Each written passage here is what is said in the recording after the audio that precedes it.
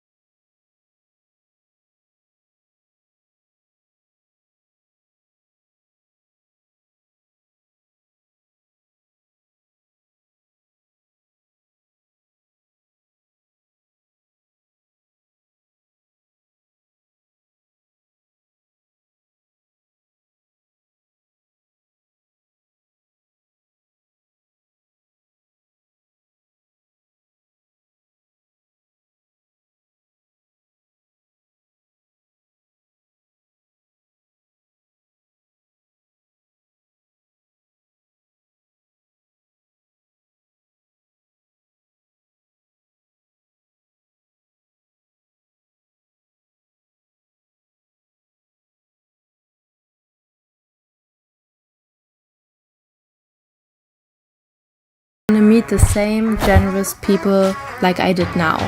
I don't want to come back and see an artificial copy of a Pakistan that once used to be.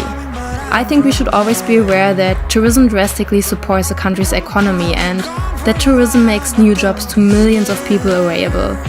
But the problem with mass tourism is that in fact it does not really support the local community. Who benefits from it? It's the big companies, the chain hotels and restaurants. All the places where tourists easily have access to, and mostly international big companies can provide that. And we all know that this automatically destroys a lot of things in a country. Loss of culture, pollution and destruction of the environment are just a few things of many to name. I'm very sure that tourism will boom in Pakistan soon, and I think that's great if everyone looks after their own footprint. Whether it's the tourist, the hotel, the tourism agency or the local. I've said it before and it's been said a million times. Pakistan is so amazing because of its people.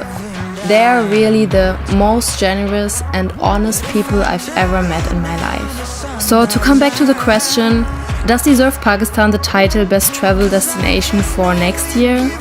Yes, definitely. And I want everyone to see the real and beautiful Pakistan and experience the generosity of the Pakistani people, like I had the chance.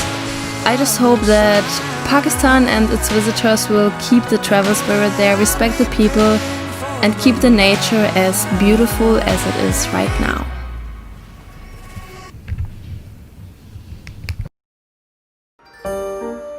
I traveled to a few countries, but nobody opened their doors like this country did.